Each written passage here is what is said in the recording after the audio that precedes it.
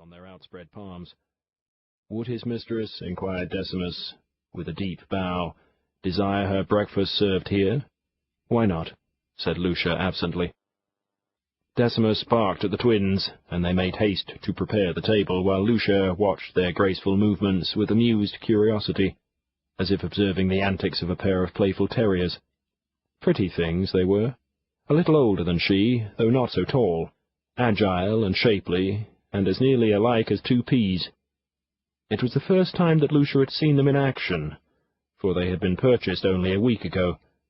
Apparently Decimus, who had been training them, thought they were ready now for active duty. It would be interesting to see how they performed. For father said they had been brought up in a home of refinement and were probably having their first experience of serving at table. Without risking an inquiring glance at the young woman, who stood watching them, they proceeded swiftly but quietly with their task. They were both very white, observed Lucia, doubtless from confinement in some prison ship. One of her father's hobbies, and his chief extravagance, was the possession of valuable slaves. The Gallio family did not own very many, for father considered it a vulgar, dangerous, and ruinously expensive vanity to have swarms of them about with little to do but eat, sulk, and conspire. He selected his slaves with the same discriminating care that he exercised when purchasing beautiful statuary and other art objects. He had no interest in public sales. Upon the return of a military expedition from some civilized country, the commanding officers would notify a few of their well-to-do acquaintances that a limited number of high-grade captives were available, and father would go down the day before the sale and look them over, learn their history, sound them out. And if he found anything he wanted to add to his household staff, he would bid. He never told anyone in the family how much he had paid for their slaves, but it was generally felt that he had never practiced economy in acquiring such merchandise. Most of the people they knew were in a constant dither about their slaves, buying and selling and exchanging. It wasn't often that father disposed of one, and when, rarely, he had done so, it was because the slave had mistreated another over whom he had some small authority. They had lost an excellent cook that way about a year ago.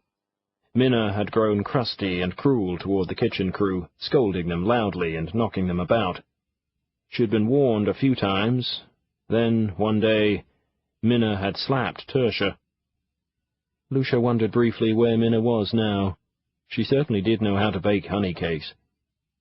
You had to say this for father, he was a good judge of people. Of course slaves weren't people exactly, but some of them were almost people.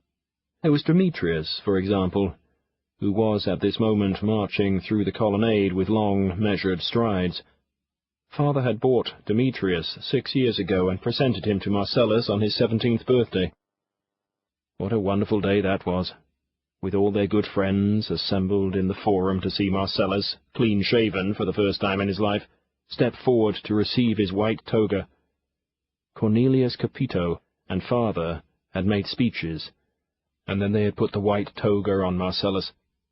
Lucia had been so proud and happy that her heart had pounded and her throat had hurt, though she was only 9 then, and couldn't know much about the ceremony, except that Marcellus was expected to act like a man now, though sometimes he forgot to, when Demetrius wasn't about.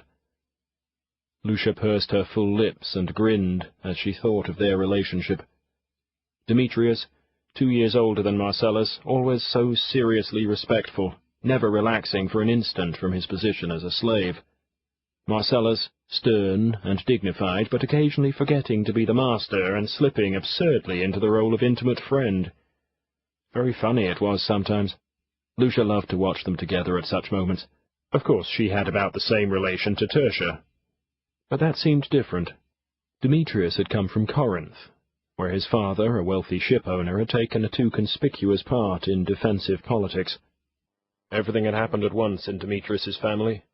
His father had been executed, his 2 elder brothers had been given to the new legate of Achaia, his patrician mother had committed suicide, and Demetrius, tall, handsome, athletic, had been brought to Rome under heavy guard, for he was not only valuable, but violent. Lucia remembered, a week before Marcellus's coming of age, she had heard father telling mother about his purchase of the Corinthian slave only an hour before. She had been much impressed, and a little frightened, too, "He will require careful handling for a while," Father was saying. "He has seen some rough treatment. His keeper told me I'd better sleep with a dagger under my pillow until the Corinthian cooled down. It seems he had badly beaten up one of his guards. Ordinarily, of course, they would have dealt with him briefly and decisively, but they were under orders to deliver him uninjured.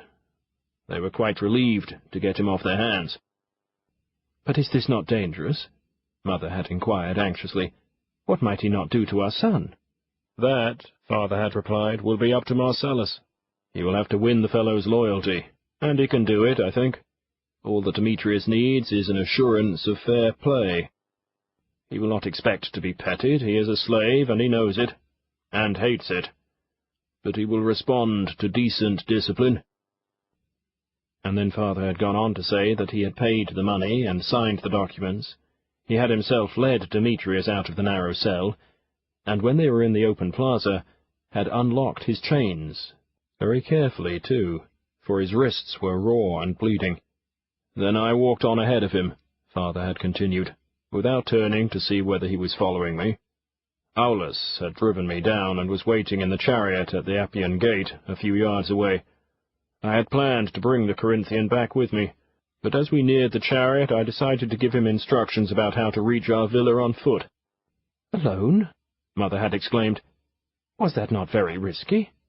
"Yes," Father had agreed, "but not quite so risky as to have brought him here as a shackled prisoner. He was free to run away. I wanted him to be in a position to decide whether he would rather take a chance with us than gamble on some other fate. I could see that my gesture of confidence had surprised and mellowed him a little.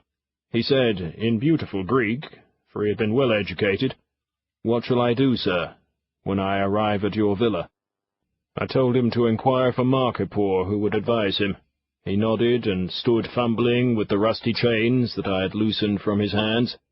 'Throw them away,' I said. Then I mounted the chariot and drove home." "I wonder if you will ever see him again," Mother had said, and in answer to her question, Marcellus appeared in the doorway. "A young Corinthian has arrived, master," said Marcellus. "A Corinthian himself. He says he belongs to us." "That is true," Father said, pleased with the news. "I brought him this morning. He will attend my son, though Marcellus is to know nothing of this for the present.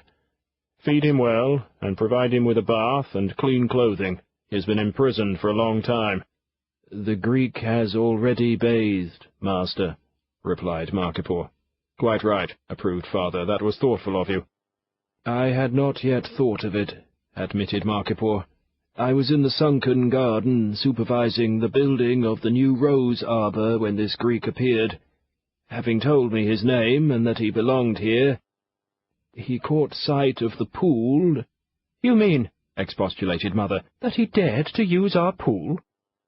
"I am sorry," Marcellus replied. "It happened so quickly I was unable to thwart it. The Greek ran swiftly, tossing aside his garments, and dived in. I regret the incident. The pool will be drained immediately and thoroughly cleansed." "Very good, Marcellus," said Father. "And do not rebuke him, though he should be advised not to do that again." And Father had laughed after Marcellus had left the room. Mother said, "The fellow should have known better than that." "Doubtless he did," Father had replied, "but I cannot blame him. He must have been immensely dirty. The sight of that much water probably drove him temporarily insane." One could be sure, reflected Lucia, that Marcellus hadn't been too hard on poor Demetrius, for from that day he had treated him as if he were his own son. Indeed, the attachment was so close that slaves more recently acquired often asked if Marcellus and Demetrius were not somehow related. Demetrius had reappeared from the house now, and was advancing over the tiled pavement on his way to the pergola. Lucia wondered what errand was bringing him. Presently he was standing before her, waiting for a signal to speak. "Yes, Demetrius," she drawled.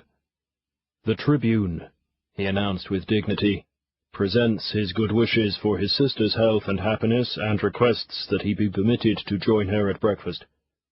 Lucia brightened momentarily, then sobered and replied, "Inform your master."